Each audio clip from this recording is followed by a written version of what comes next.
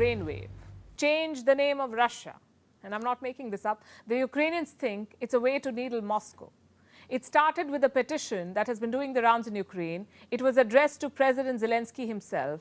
And as of this afternoon, this petition has more than 25,000 supporters. Yeah, friends, apparently the president of Ukraine, this mysterious, non-ethnic Ukrainian, former comedian, possible cokehead, and, well, committer of genocide, he now wants to rename Russia. Now, I could just make a video about how that's dumb, but there's reasons to this, and these reasons are actually very historical and very logical, okay?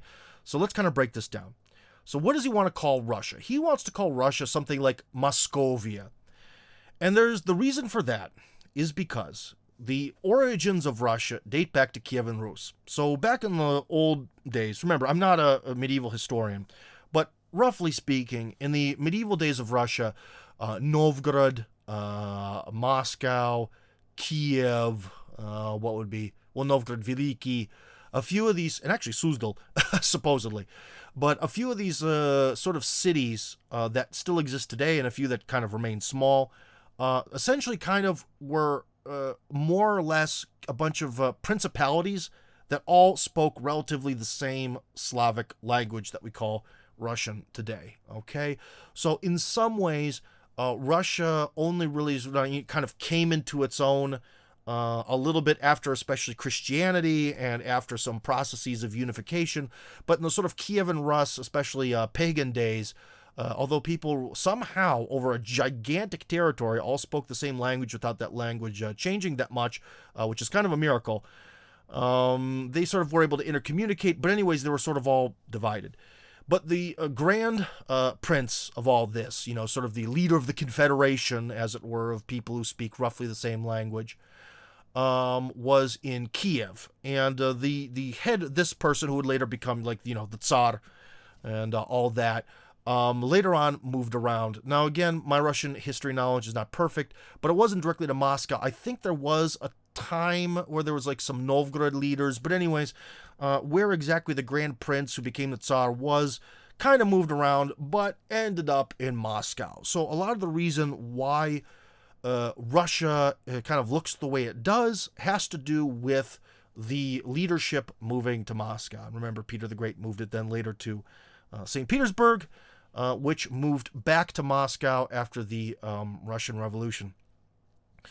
So anyways, so what they're trying to do is kind of reorganize history. What they're trying to say is that this lineage of power that moved around a bit, found its way to Moscow, left, then came back, is illegitimate.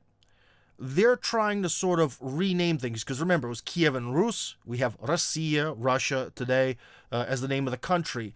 And I think what they're trying to do is this like intellectual gamesmanship to essentially say that they have the right to everything that they call Rus, and that Moscovia is something different and foreign, and that the historical processes that brought power to the Moscow Kremlin are illegitimate. Okay, another sort of symbol of this is how they use that sort of a trident, you know, as their like national symbol, which is kind of weird for people that originated in a landlocked area.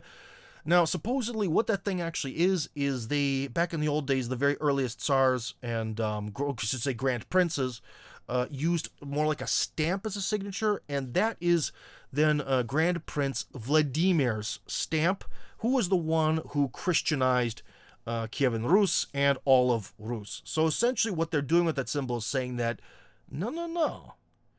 Prince Vladimir, who they call Volodymyr, but he actually wrote his own name as Vladimir, or well, the scribes did, that he is really their guy.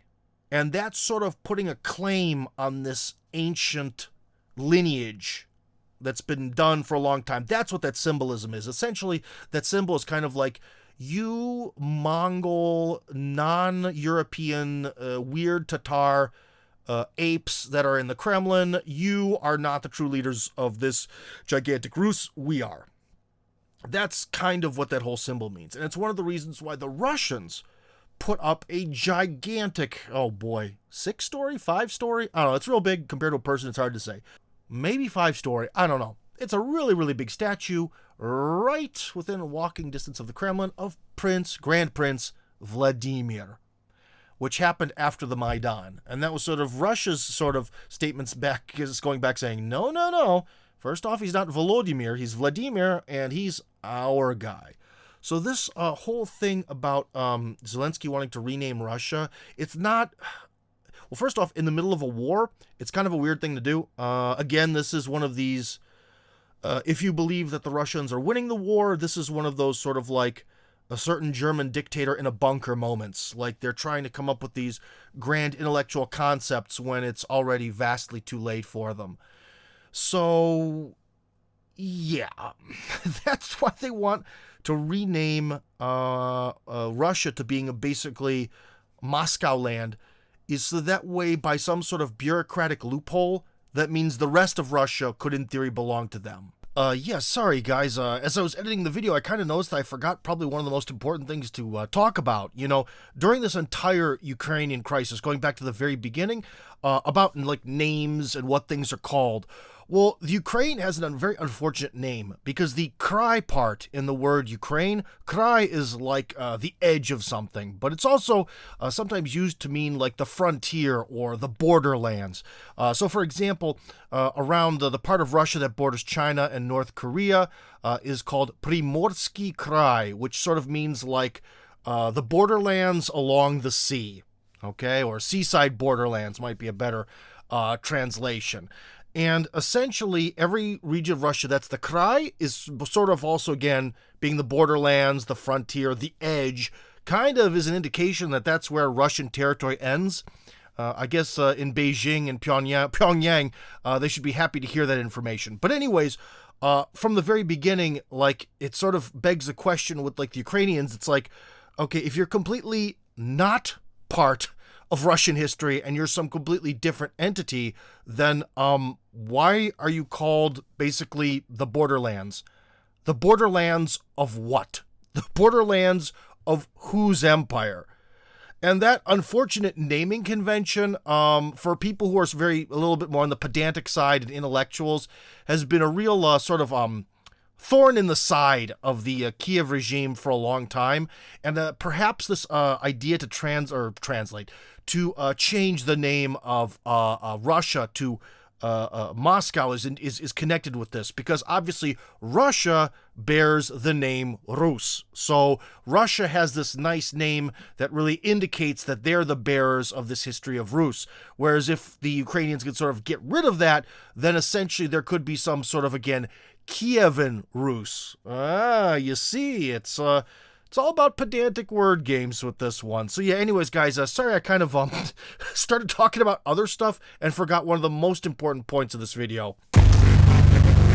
So anyways, guys, if you enjoyed this video and you like the opinions coming out of my big fat mouth, then join up on my Telegram channel. That's Tim Kirby Hardcore on Telegram. Link, of course, in the description.